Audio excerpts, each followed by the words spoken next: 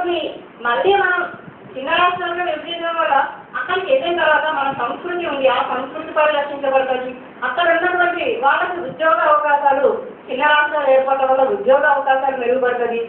మరొక ఏదైతే గ్లోబలైజేషన్లో భాగంగా ఈ హైదరాబాద్ ఒక అభివృద్ధి నమూనాగా ఇది అభివృద్ధి అనేటటువంటిది కనబడుతుంది హైదరాబాదు.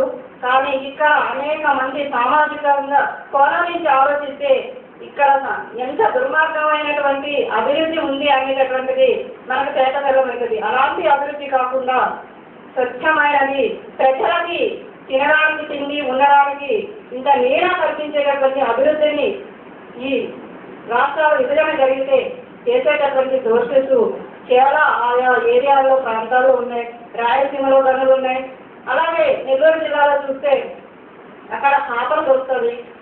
గూడూరు ఏరియాలో ఇంకా ఫారెస్ట్ ఏరియాకి వెళ్తే అక్కడ ఎర్ర సంగరం ఉంది. అనేక సోర్సెస్ ఉన్నాయి. ఈరోజు అక్కడ ఉన్నటువంటి విద్యావంతులు కానివ్వండి, లేదా మేధావులు కానివ్వండి, అసలు ఈ ఉద్యమాన్ని చేస్తున్నటువంటి వాళ్ళు ప్రజలకు తెలియజేయాల్సినటువంటి అవసరం ఉంది. మనం విడిపోతే ఎట్లా దీన్ని డెవలప్ చేసుకోవచ్చు అనేటటువంటి నమూనాను కనుక ఈ రోజు మనం చూపించగలిగితే ప్రజలు ఆ ఉద్యమాలకి అంత ఎక్కువగా ఆకర్షితులు కాదు.